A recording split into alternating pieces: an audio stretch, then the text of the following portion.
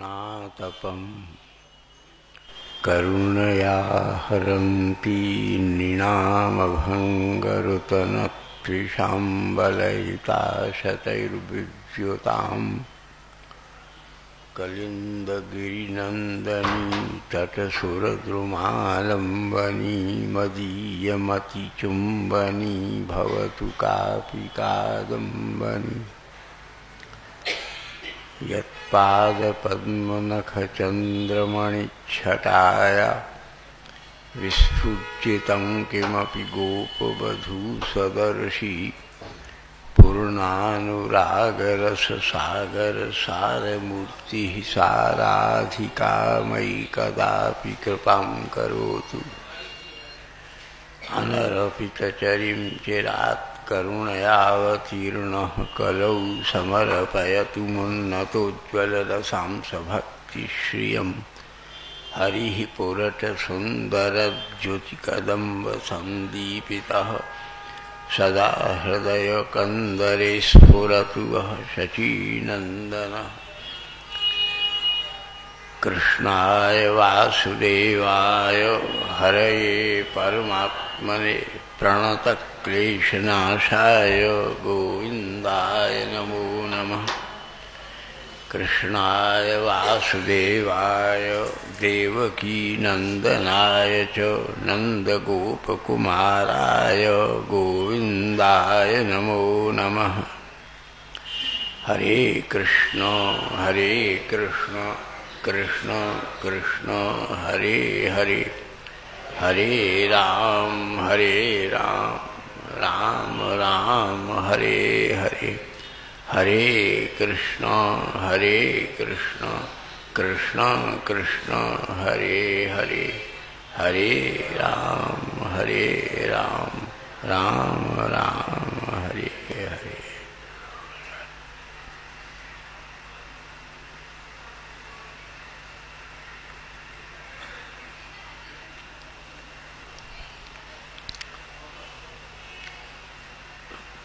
सुंदर श्रीमन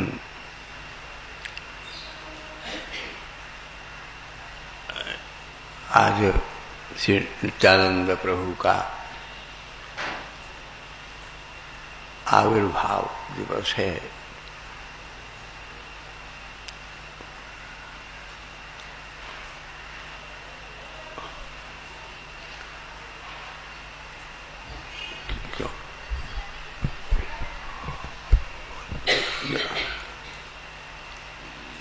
है आविर्भाव, तिरोभाव।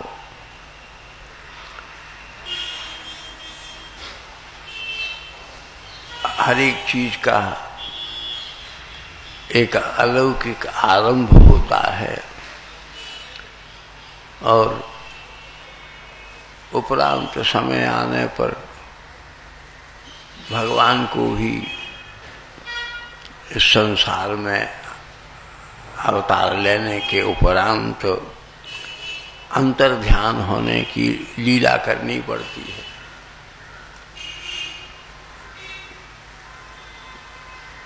अवतार का मतलब नीचे उतरना और उपरांत में फिर अपने धाम में लौट जाना।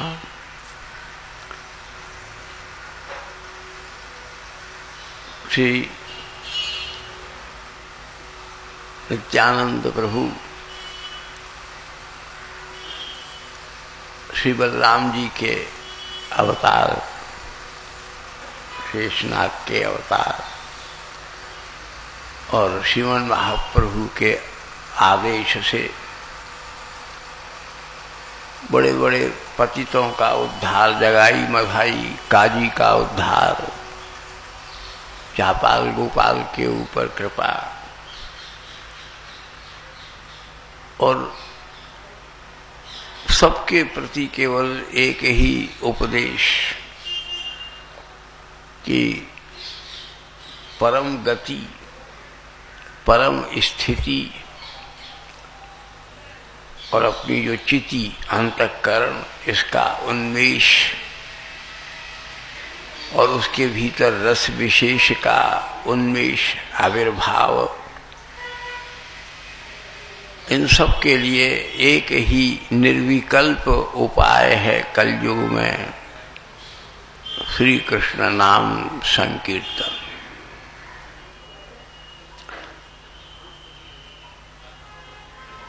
किसी में भेदभाव करना, आक्षेप विक्षेप करना, किसी की आलोचना करना, तुलना करना, ये छोटा वो बड़ा, किसी की आलोचना करना, किसी के प्रति उपेक्षा करना और अनावश्यक अपेक्षाओं में उलझे रहना, इन सब से बचने के लिए यही एक सरल सहज सुंदर उपाय है कि हमारी अंतर्वृत्ति विचारों के और संसार में जो हो रहा है उन सब के देखने में समझने में अपनी शक्ति का अपव्यय नहीं करें, अपनी वृत्ति का लाघव नहीं करें, अपनी चेतना का लोप नहीं करें, अपितु हर समय हर परिस्थिति में हर स्थिति में हर दशा में हर दिशा में निरंतर श्री गोविंद के नाम का स्मरण और अवसर मिले सत्पात्र के द्वारा, सत्पुरुष के द्वारा, तो श्रद्धावान होकर के भगवान की कथा का श्रवण, महापुरुषों के आचरण से, उनके उपदेश से, उनके अनुकरण से, अनुसरण से, आदेश से, निर्देश से, उनकी बताई हुई पद्धति से आस्था पूर्वक अपने को व्यावहारिक जगत से थोड़ा अलग करके भावात्मक जगत में अपने को स्थित करके और उसी चिंतन में, मनन में, निधिध्यासन में और आत्म चिंतन में अपने को व्यस्त रखेंगे तो संसार का कोई प्रभाव, कोई दुख, कोई चिंता, कोई आवेश, ये सब हमको पीड़ित नहीं करेंगे और हमारी ये संसार की यात्रा बड़ी सहज सुगम रूप से संपन्न हो जाएगी और हमारी स्थिति भी हो जाएगी, आनंद भी हो जाएगा और सद्गति भी हो जाएगी। इसलिए मनुष्य के जीवन में सबसे बड़ी जरूरत है सदाचार की। सदाचार से तात्पर्य है इंद्रियों को नियंत्रित करना, निग्रह करना, उनको चाहे जिधर, चाहे जिस दशा में, चाहे जिस दिशा में आकर्षित होकर के, लोभी होकर के इधर उधर भटक जाने से बहुत बड़ी पीड़ा, बहुत बड़ा व्यतिक्रम, व्याघात, व्यारोप और बहुत तरह की समस्याओं के सामना करने की नौबत आ सकती है। अब आज श्री नित्यानंद प्रभु की जयंती है, इनके अब कथा तो वो कहेंगे, हम तो थोड़ी सी सेवा कर देते हैं। नित्यानंद प्रभु के परम कृपा पात्र हैं दास गोस्वामी। देखो, दास गोस्वामी राजकुमार है और बड़े लाड़ प्यार से अपने माता पिता के द्वारा इनका पोषण हुआ है। माता पिता कहते थे कि तुम विवाह करो, ये बोलते मेरा तो केवल ध्यान, मेरी धारणा, मेरी धृति, मेरा ध्येय, ये 4 चीज हैं, वो तो श्रीमन महाप्रभु के चरणों में है। दत्तात्रेय जी ने भी अपने 24 गुरुओं में सबसे बड़ी गुरु कन्या को माना। देखो एक बात भागवत की कहे, उसी में जोड़ करके, एक कन्या विदा हो रही थी, रो रही थी, माता पिता भी रो रहे थे, भैया भी रो रहा था, भाभी भी रो रही थी। तो लाली तू हमें छोड़ के कहाँ जा रही है? तो एकदम झुंझला करके बोली कि मैं अपने घर जा रही हूं। दत्तात्रेय खड़े सुन रहे थे। 24 गुरुओं की कथा में, श्रीमद् भागवत में ये प्रसंग है। बोले अपने घर? आज तक तो तू कैसी लाड़ प्यार से हमने तुझको पालन किया है, लालन किया है, रखा है, बड़ा किया है, और कितने उत्साह से आज तेरा विवाह किया है। 1 मिनट भी अभी तक घर पहुंची भी नहीं है और तू कह रही है कि मैं अपने घर जा रही हूं। बोले जब ये विवाह हो गया, आप लोगों ने मुझे विदा कर दी, तो अब तो मैं अपने ही घर जाऊंगी। तो एक आंख से आंसू बहते रहे, एक आंख के आंसू पोंछ लिए उसने। पास में भगवान दत्तात्रेय खड़े थे, उन्होंने आकर कन्या को प्रणाम किया कि तैने मुझे बहुत अच्छी दीक्षा दे दी, बहुत अच्छी शिक्षा दी थी। तू जैसे इस घर को छोड़कर इसमें रही, 16 वर्ष, 18 वर्ष, 20 वर्ष जितने दिन रही, मेरी माता, मेरे पिता, मेरी बेटी, मेरी बहन, मेरे भाई, सब कह करके बड़ा आत्म ममत्व प्रकट करती रही। आज 7 चक्कर लगे और इनमें अब जा रही है। हमने रोका कि अब तू हमको छोड़ के जा रही है, तो बोले यही बैठी रहती कि अपने घर जा रही हूं। कैसा बड़ा मंत्र तैने दे दिया। तेरी तरह से ही हमको इस संसार में रहना चाहिए। यहाँ के सब संबंधी, यहाँ के सब बंधुजन, यहाँ के सब संबंधी जन, सुपरिचित जन, सबको निभा लेना चाहिए, सबसे निभ लेना चाहिए। लेकिन जब समय आए तो आनंदित हो करके और अपने घर, गोविंद के घर चले जाना चाहिए। शरीर के बंधन से मुक्त हो जाना चाहिए। तो नित्यानंद प्रभु ने भी यही बात कही। इनका विवाह की तैयारी की माता पिता ने। 2 भाई थे, एक ही पुत्र थे ये। और विदा, जितनी भी बंगाल में उस समय सुंदर लड़कियां थीं, उनके सबके माता पिता को इन्होंने अपनी स्टेट में आमंत्रित किया। सब राजकुमारियों का एक बहुत बड़ा स्वयंवर हुआ। चैतन्य चैतामृत में वर्णन है इसका, देवी चैतन्य भागवत में भी वर्णन है। सब बड़ा भारी स्वयंवर मंडप बना।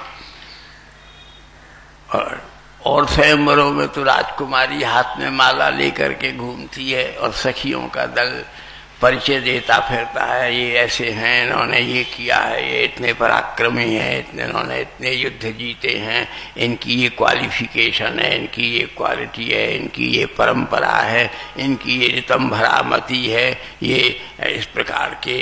तो लेकिन यहाँ सब राजकुमारियां बैठी हैं और सब नित्यानंद प्रभु को परिचय दे रहे हैं। ये फलानी जगह के राजकुमार हैं, इनका ये रौब है, इनका ये रुतबा है, इनका ऐसा प्रभाव है, इतनी शिक्षा है, ऐसा स्वभाव है, ऐसा भाव है। सबको देखते हुए नित्यानंद, ये दास गोस्वामी पाद चल रहे हैं। एक बड़ी भोली भाली सीधी सी सुंदर राजकुमारी को देख करके रुक गए और अपने आप मुंह फेर के बोले ये ठीक रहेगी। बोले इतनी सुंदर सुंदर राजकुमारियों को छोड़ करके उनकी तुलना में इसकी तो कोई गणना नहीं हो सकती, आप इसे पसंद करें। उन्होंने मैं जिस लिए चाहता हूं यही उसके लिए फिट रहेगी, वही अपेक्षित रहेगी।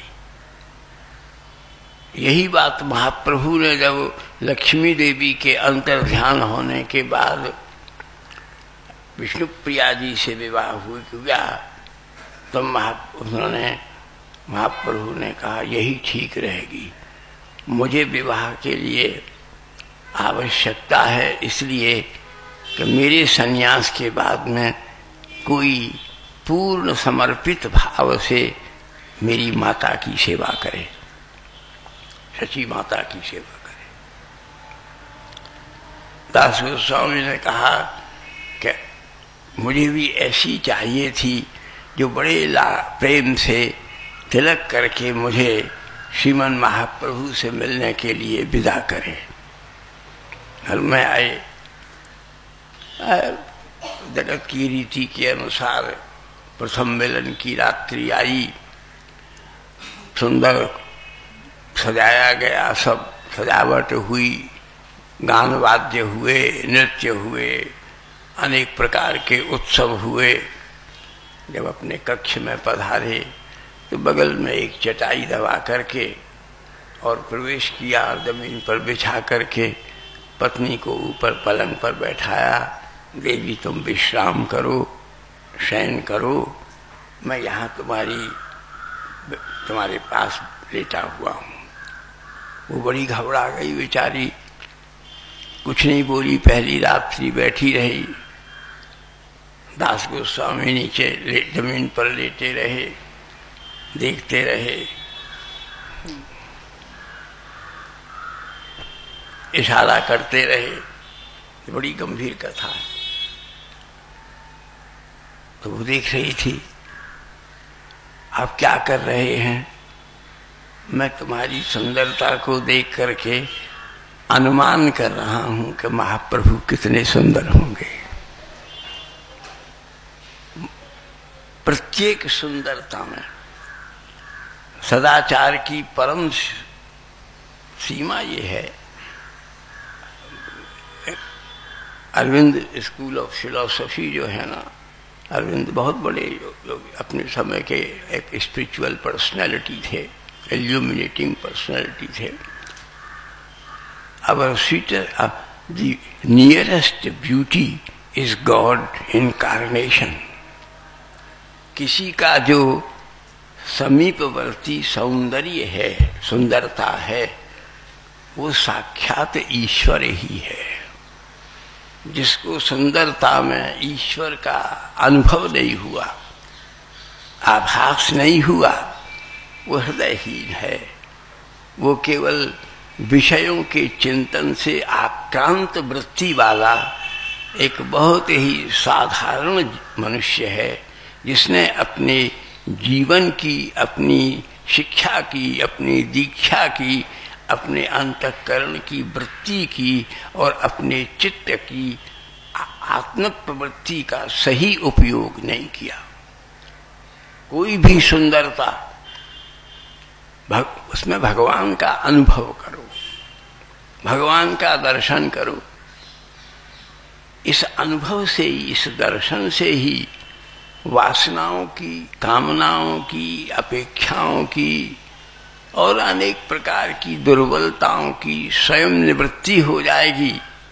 और संसार केवल जिन कल्पनाओं में, भावनाओं में, वासनाओं में डूबा हुआ अपनेपन को क्षीण कर रहा है, वृत्ति को नष्ट कर रहा है, वृद्धावस्था आने तक अत्यंत क्षीण, हीन, दुर्बल और सब प्रकार से बेकार का हो जाता है। अगर ये चिंतन, ये वृत्ति हमारी उन्मेषित हो जाए तो हमारा जवानी से भी ज्यादा शरीर दुर्बल होगा ही, वो तो स्वाभाविक है, लेकिन अंतर हृदय पुष्ट रह करके रस विशेष के विशेष आस्वादन के संयोग से कभी वंचित नहीं होगा। दास गोस्वामी उसने जाकर के अपनी सास से कहा कि मैं तो समझती नहीं हूं। रात को नित्यानंद प्रभु बैठे बैठे और वो दास गोस्वामी ये मेरे पति कभी यूं करते हैं, कभी यूं करते हैं, फिर प्रणाम करते हैं, फिर हाथ माथे में लगा लेते हैं और फिर जोर से हाथ उठा करके श्री गौर हरि गौर हरि गौर हरि पुकारने लगते हैं। क्या करते हैं मेरी समझ में तो नहीं आता। तो माँ ने समझाया उनको महाप्रभु का स्वरूप। एक दिन रात्रि को उन्होंने उससे हाथ जोड़ करके कहा कि बिना आज्ञा के, गुरुजनों की आज्ञा के, पूजनीय की आज्ञा के, स्नेह भाजन की आज्ञा के अध्यात्म में, परमार्थ में जाने से हमारे जाने की सफलता प्राप्त नहीं होती। मैंने तुम्हारे भीतर महाप्रभु की दिव्य कांति का अनुभव किया है, इसलिए मैं तुम्हें प्रणाम करके पहले गुरु रूप में श्री नित्यानंद प्रभु को वर्ण करके मैं उनकी सेवा में जा रहा हूँ। वो बहुत बड़ा उत्सव संकीर्तन महायज्ञ कर रहे हैं, सब भक्त लोग इकट्ठे हुए हैं, गांव गांव के लोग दही दूध लेकर के इकट्ठे हो रहे हैं और नाम संकीर्तन की ध्वनि गूंज रही है और सबको प्रसाद का वितरण हो रहा है और सब प्रसाद खा खा करके उन्मत्त हो करके भगवत प्रपत्ति के परम रस का आस्वादन कर रहे हैं। तो मैं वहां जाऊंगा। तो बेचारी कुछ नहीं बोली, अपनी थोड़ी लज्जा से और संकोच से उसने कहा फिर जल्दी आ जाना। बोले नहीं नहीं, ऐसा मत कहो कि जल्दी आ जाऊं, ऐसा कहो कि वो ऐसी जगह जाने की है कि जहाँ जाना पड़ता है, कृपा से लौटना पड़ता है अपने किसी पाप से और दुर्भाग्य से। ऐसा न हो कि मुझे महाप्रभु स्वीकार न करें और उनकी शरण में जाकर के भी मुझे फिर घर लौटना पड़े। दास गोस्वामी वो कुछ बेचारी सीधी साधी समझी नहीं बात, और दास गोस्वामी भागे। दो आदमी पीछे गए, पकड़ करके ले आए। तो बड़े दुखी थे। एक वहाँ के जो पंडित थे वो उनकी भावना को, उनके स्वरूप को, स्वभाव को, उनके अनुभव को समझते थे।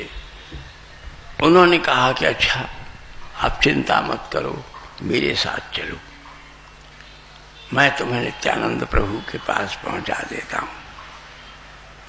वो लेकर के गए उन्हें। वहां बड़ा भारी उत्सव हो रहा था। उनका रघुनाथ, उनका नाम था रघुनाथ दास। रघुनाथ, मैं तुम्हारी प्रतीक्षा कर रहा था, हुंकार करके तुमको बुला रहा था। रघुनाथ, तुम्हारे आने का समय आ गया है, शीघ्र आओ। तो बोले आपकी हुंकार मेरे हृदय में गूंजी थी और मैं इन पंडित जी की कृपा से इनके साथ यहाँ आ गया हूँ। मुझ पर कृपा करो, मुझे दीक्षा प्रदान करो और मुझे महाप्रभु के शरणापन्न होने का सौभाग्य और सुयोग प्रदान करो। तो फिर बड़ा भारी दधिखाना हुआ, उत्सव हुआ। नित्यानंद प्रभु ने फिर इनको जगन्नाथ जी भेज दिया। जगन्नाथ जी में जाकर के, जगन्नाथ जी की मूरी में जब मंदिर धुलता था तो उसमें बह करके जो चावल आ जाते थे और जो प्रसाद के कण आ जाते थे, उनको ये बीन बीन करके ले जाते थे और उनको धो करके दो चावल अपने मुख में रख लेते महाप्रभु की बड़ी कृपा हो गई। एक दिन आकर के उन्होंने रघुनाथ का हाथ पकड़ लिया और पकड़ करके कहा कि अकेले इतना अमृत पी लेते हो, बिना बांटे हुए मुझको नहीं दोगे थोड़ा सा? बोले महाप्रभु आपके योग्य नहीं है, ये कैसे? बोले इस तुमसे ज़्यादा क्या योग्य है? इसलिए महाप्रभु ने भी उस प्रसाद को लिया। बोले अब तुम जाओ, यहाँ से चले जाओ, श्री वृंदावन चले जाओ। तो नित्यानंद प्रभु ने कृपा करके महाप्रभु के पास भेजा। महाप्रभु ने कृपा करके वृंदावन भेजा। मथुरा में रहे कुछ दिन, केवल ब्रजवासियों के द्वार पर थोड़ा सा मठा की भिक्षा करते थे और थोड़ा सा मठा हाथ में पी करके और फिर रात दिन भजन करते थे। इनकी स्तवावली बहुत, कल शायद हमने इन्हीं का एक श्लोक बोला था, उसी का अर्थ किया था। रघुनाथाष्टक बहुत गोस्वामी ग्रंथों में बड़ा प्रौढ़ और बड़ा भावपूर्ण है। इसलिए नित्यानंद प्रभु की कृपा से फिर इनके के द्वारा बहुत प्रचार प्रसार, महाप्रभु के जगाई मधाई का उद्धार आदि अनेक सब संदर्भ और प्रसंग हुए। आज उनकी मंगल जयंती है, इसी के स्मरण से उनको प्रणाम करते हैं, स्मरण करते हैं और श्री महाप्रभु कृपा करें, इसके लिए इनकी कृपा की याचना करते हैं। तो कल हम 2 दिन से कह रहे थे थोड़ा सा कि महाप्रभु का अष्टक, उसी का पहला श्लोक कह रहे थे, चेतो दर्पण मार्जनम भव महादावाग्नि निर्वापणम श्रेय कैरव चंद्रिका वितरणम विद्यावधू जीवनम आनंदाम्बुधिवर्धनम प्रतिपदम पूर्णामृतास्वादनम सर्वात्मस्नपनम परम विजयते श्री कृष्ण संकीर्तनम। मनुष्य के जीवन का देखो एक बात है, केचिद वदन्ति धनहीन जनो जघन्यः, केचिद वदन्ति गुणहीन जनो जघन्यः, व्यासो वदत्यखिल वेद पुराण विज्ञो नारायण स्मरणहीन जनो जघन्यः। कोई कहता है कि जिसके पास धन नहीं है उसका जीवन बेकार है, वो जघन्य है, उपेक्षित है। कोई कहता है जिसके पास कोई गुण नहीं है, जो वर्चुअस नहीं है, कोई टैलेंट नहीं है और कोई विशेषता नहीं है, तो उसका जीवन व्यर्थ है। लेकिन व्यास जी कहते हैं कि मैं हाथ उठा करके कहता हूं कि जीवन उसी का व्यर्थ है जिसकी जीव के ऊपर कृष्ण नाम नहीं है। व्यासो वदत्य अखिल वेद पुराण विज्ञो, अखिल वेद पुराण शास्त्रों के परम निष्णात प्रणेता श्री व्यासदेव जी कहते हैं कि इस कलियुग में मनुष्य के जीवन की चरितार्थता और कृतार्थता उसी की है जिसकी जवान के ऊपर हरे कृष्ण कृष्ण कृष्ण हरे हरे, हरे राम राम राम हरे हरे। केवल कोई भी ऐसा प्राणी नहीं है जो योग से यज्ञ से विश्वामित्र पराशर प्रभृतयः ये वही तु पर्णाशनैः, बड़े बड़े 10-10 हजार वर्ष की तपस्या करने के बाद, बड़े बड़े अष्टांग योग करने के बाद, तप जप करने के बाद भी ये कामिनी, कंचन, कीर्ति, कवल, कादंब, कुर्वी, कलह, क्लेश, क्रोध, इन सब विकारों से निवृत्त हो गया हो, ऐसा कोई दृष्टांत, ऐसा कोई उदाहरण शास्त्र में नहीं है। लेकिन जिन्होंने गोविंद नाम का आश्रय लिया है, नारद जी कुछ योग यज्ञ तप नहीं करते, त्रिलोकी में विचरण करते रहते हैं, रात्रि दिन नारायण नारायण नारायण श्रीमन नारायण नारायण नारायण। सनकादिक रात्रि दिन हरिशरणम हरिशरणम हरिशरणम मुखे वचः।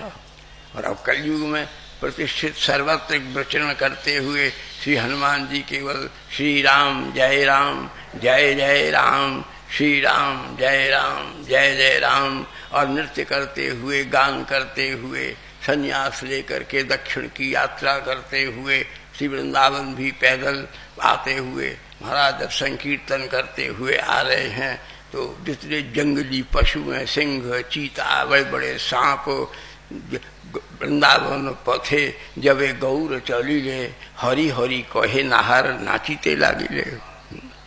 जब वृंदावन के पथ के ऊपर महाप्रभु नाम संकीर्तन करते हुए चले और तुम्हें सांप भी खड़े हो फुंकारते हुए, सिंह भी, चीते भी और भी सब प्रकार के जंगली जंतु अपने अपने स्वभाव को छोड़ करके, ये मुख्य बात है।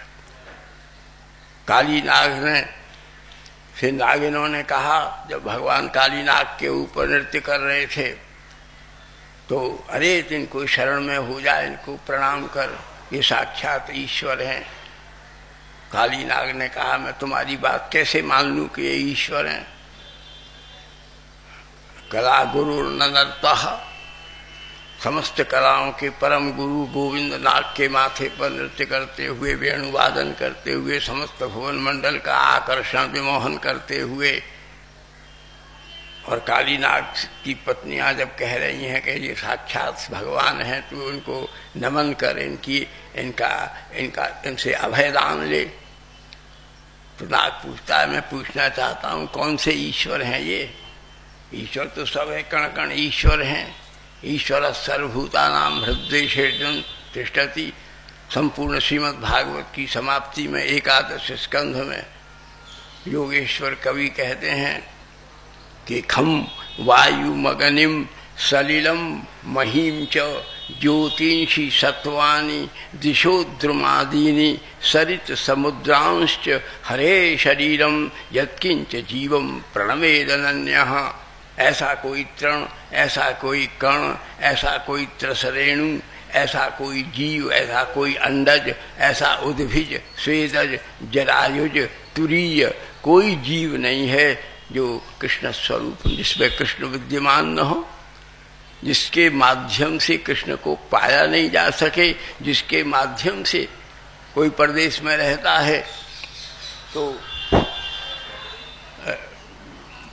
जहाँ से जिसके माध्यम से हम अपनी चिट्ठी भेजना चाहें, कोई वस्तु भेजना चाहें, हटाओ उदाहरण उसी प्रकार से कोई भी जीव को आप प्रणाम करते हो। आकाशात पतितम तोयम यथा गच्छति सागरम सर्वदेव नमस्कारम केशवम प्रतिगच्छति। जैसे आकाश से पड़ा हुआ पानी नालियों में मिलकर, नदियों में मिलकर के बहता हुआ, रुकता हुआ, गड्ढों को पार करता हुआ, शहरों को पार करता हुआ अंत में जाकर के समुद्र में मिल जाता है, ऐसे ही श्री कृष्ण के भाव से किसी को भी प्रणाम करो, वो प्रणाम तुम्हारी साक्षात श्री कृष्ण के पास पहुंच जाती है। सर्वदेव नमस्कारम केशवम प्रतिगच्छति। इसलिए काली नाग ने कहा कि कौन से ईश्वर हो तुम? भगवान ने कहा तू ये क्यों देखता है कि कुआं में कितना पानी है, कि नदी में कितना पानी है, कि सागर में कितना पानी है, कि झील में कितना पानी है? तू ये मन में विचार करके बतला कि तुझे कितना पानी चाहिए, तेरा पात्र कितना बड़ा है।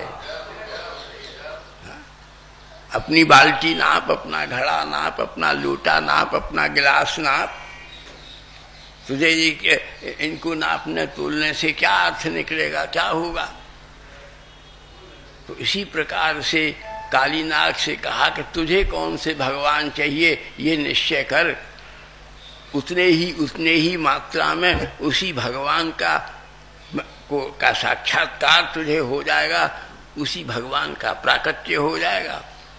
तो काली नाग ने कहा संसार में देखो बड़ी समझने की बात है कि सबसे दुर्लभ है, किसी की सामर्थ्य नहीं है। कोई कितना बड़ा विद्वान हो, तपस्वी हो, यशस्वी हो, मनस्वी हो, कृतस्वी हो, कितना भी सक्षम समर्थ सिद्ध पुरुष हो, कोई किसी के स्वभाव को नहीं बदल सकता। स्वभावो दुस्त्यजो नाथो। जिनके जैसे स्वभाव पड़ गए हैं, उनके कर्म, उनके मर्म, उनके धर्म, उनके नर्म। नर्म माने हास परिहास, नर्म माने उनकी अभिव्यंजनाएं, अभिव्यक्तियां, उनके अपने संपूर्ण क्रियाकलाप, उनकी चेतनाएं उसी प्रकार की होंगी। उसमें कोई परिवर्तन करने की सामर्थ्य किसी की नहीं है। तो तुम बताओ, किसी का स्वभाव बदल सकते हो? भगवान ने कहा नहीं। ठाकुर जी सहम गए कि नाग तो बहुत बुद्धिमान है। बोले तुझमें इतनी बुद्धि कहां से आई? बोले अब भी ना आती। इतनी ठोकर मारी है अपनी पैरों से, अपने नखों से इतना कुरेदा है मेरे मस्तक को, अभी भी मेरे पाप, मेरी दुर्बुद्धि, मेरे जन्म जन्म के अपराधों की निवृत्ति नहीं हुई, अभी भी मेरा अंतःकरण शुद्ध नहीं हुआ, अभी भी मेरी चेतना जागृत नहीं हुई, अभी भी तुमको प्रसन्न करने वाली अंतर्वृत्ति का उन्मेष नहीं हुआ। भगवान बोले बस, तो सुन ले, मैं बहुत मजबूर हूं, मैं विवश हूं। बोले क्यों? कि बोले क्या करते हो? बोले मैं विवश हूं। बोले क्या क्या विवशता है? बोले मैं स्वभाव नहीं बदल सकता। श्री कृष्ण की वाणी है, काली नाग लीला। बोले कौन बदल सकता है? बोले इसके लिए तुझे मेरे किसी दास के पास चला जाए। वो जब अपने मुख से आंसुओं से भीगे हुए शब्दों से मेरी मंगल मधुर कथा कहेगा, और वो अगर तू श्रद्धा पूर्वक अपने कानों में भर करके पिएगा, तो कितना भी कठोर, कितना भी निष्ठुर, कितना भी असद और कितना भी अनाचार, दुराचार, व्यभिचार, अत्याचार और अनेक अनेक अपराधों के धूम से भरा हुआ ये कान भी शुद्ध हो जाएगा। और भीतर प्रवेश करते ही का वह अत्यंत कठोर स्वभाव विभोर होकर के इतना उदार, इतना सुंदर, इतना मधुर और इतना उपयोगी हो जाएगा कि जो उसका संग करेगा, जो उसके मुख से हरि कथा सुनेगा, उसका स्वभाव भी बदल जाएगा और वह भी विषयों से और व्याघातों से निवृत्त होकर के मेरी शरण में आ जाएगा। इसलिए ये जो दिव्य महात्माओं का नित्यानंद प्रभु की अपार अनुकंपा से आकाश से शंपा गिरती है। शंपा माने बिजली। तो शंपा के गिरने से पर्वत की शिला फट जाती है, झरना पैदा हो जाता है। संत की नजर की बिजली जब किसी के दिल पर गिरती है तो पत्थर का दिल टूट करके आनंद का झरना उत्पन्न कर देता है। संचेतनशीलता जागृत हो जाती है। इसलिए बंधु संत समागम हरि कथा तुलसी दुर्लभ दोय, जो सबसे उपयोगी, आवश्यक और सबसे ज्यादा जीवन में स्वभाव को बदलने वाला और भाव को उत्पन्न करने वाला कोई साधन है तो संत है। और संत क्या देता है? वो एक ही चीज देता। वैसे ले लो तो कुछ फायदा नहीं होगा।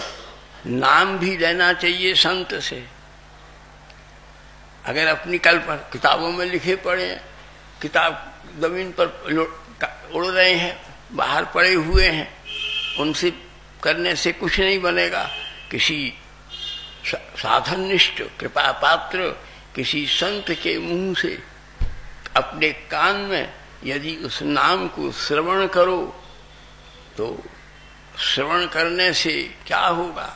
बोले सब भीतर का कलुष, कल्मश, क्लेश, कदरियता, संपूर्ण कार्पण्य सब निवृत्त हो जाएगा।